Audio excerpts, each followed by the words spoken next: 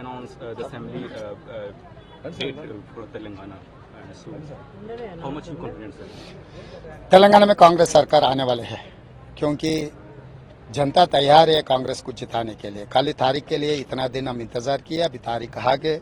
ये तारीख में November 30th is deadline for polling and December month you know it is the miracle month. जो Christmas is December 25th no miracle month is going to happen in Telangana. तो December 9 Congress party सरकार बनेगी। जो 6 guarantee हम दिए तेलंगाना जनता को, 6 guarantee file के ऊपर दिसंबर 9 को पहला दस्तखत कांग्रेस पार्टी करने वाले। आने वाले दिनों में जनता का सरकार बनेगी कांग्रेस में तेलंगाना में। We are going to rule Telangana next 10 years। Sir, BRS party के तमाम लीडर ये कह रहे हैं कि तेलंगाना कांग्रेस के पास जो पैसा आ रहा है तेलंगाना में वो कर्नाटका से आ रहा है, तो उससे पैसे लो लेकिन वोट देना बीआरएस पार्टी को ही है। इसको क्या कहेंगे? भाई ये 10 साल में उनके इलेक्शन उसका एफिडेविट देखो, KCR, KTR, Kavita and Santosh Rao and Harish Rao. पहले चप्पल भी नहीं था 2014 से पहले। आज कितने पैसे कमाए? You go through their election affidavit. तो इतने पैसे कहाँ से कमाया? मैं सीधा सवाल पूछना चाहता हूँ केसीआर परिवार को, अब कौन सी बिजनेस की है? अगर बिजनेस में इतना कमाए तो फिर सब तेलंगाना युवता को सिखाओ। क्यों सुसाइड कर ले रहे तेलंगाना युवता? 30 lakh unemployed youth are there, they are awaiting for job, they are awaiting for employment creation. फिर इतना तरक्की आप लोग किए, फिर तेलंगाना में कोई नहीं किए। जो 16,000 सरप्लस बजट का प्रदेश हम उनके हाथ में दे दिए। आज 6 लाख करोड़ रुपए खर्चा है। इतना लोन लिए केसीआर ने, हर आदमी के ऊपर 1.5 लाख रुपए वजन रखा है केसीआर ने। ये पैसे कहाँ गया? तो इसीलिए केसीआर और उनके परिवार को अभी तेलंगाना जनता बर्दाश्त नहीं करने वाले।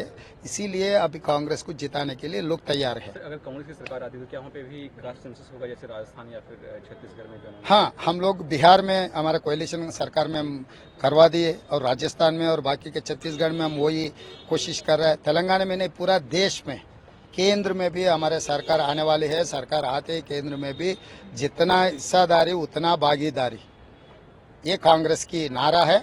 राहुल गांधी जी ने जो कहा, सोनिया गांधी जी और मल्लिकार्जुन खड़गे जी जो भी कहता है, हम लोग निभाने वाले। देश को आज़ाद लाने के लिए हम वादा किए, देश को आज़ाद दिलवाए। तेलंगाना प्रदेश बनाने के लिए हम वादा किए, तेलंगाना प्रदेश ने बना के दिखाए। तो right to information act, right to education act, food security, everything we have done in a proper way. ये जनता मतलब जो सेंसेस है हम लोग करने वाले हैं, हम करके दिखाएंगे। बीजेपी कह रही है कि आने वाले 5 राज्यों में हमारी सरकार बनेगी। भाई हर आदमी के पाल बोल के एक पार्टी है तेलंगाना में, अब जानकारी करो, नहीं तो यूट्यूब में चेक करो। वो भी बोल रहे हैं 119 सीटों में 119 उनका ही एमएलए जीतने वाले हैं, सरकार बनाने वाले। ये भी ऐसा ही है, कोई फर्क नहीं है, अंतर नहीं है वो दोनों के बीच में। 10 साल दिए, क्या किया आपको देखा है। मणिपुर में सरकार दिए थे बीजेपी को, अभी भी मणिपुर में सरकार है।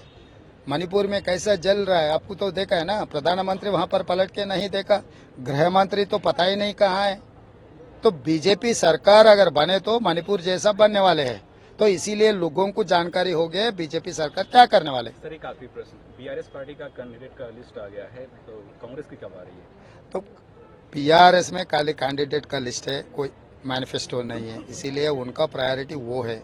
हमारा मैनिफेस्टो आगे कैंडिडेट लिस्ट नहीं दिया, हमारा प्रायोरिटी मैनिफेस्टो है। मतलब जनता के लिए क्या करना है वही कैंडिडेट्स है। जो 6 गारंटी दिया हुआ है मल्लिकार्जुन खड़गे जी नेतृत्व में, सोनिया जी जो प्रकटन किया सितंबर 17 को तेलंगाना में, हमारे कैंडिडेट्स है। नाम का कोई जरूरी नहीं है, नाम जिस दिन जरूरी है, nomination filing of the date is the necessary to file a person nomination, तो उस दिन तक आपको तैयार रहेंगे।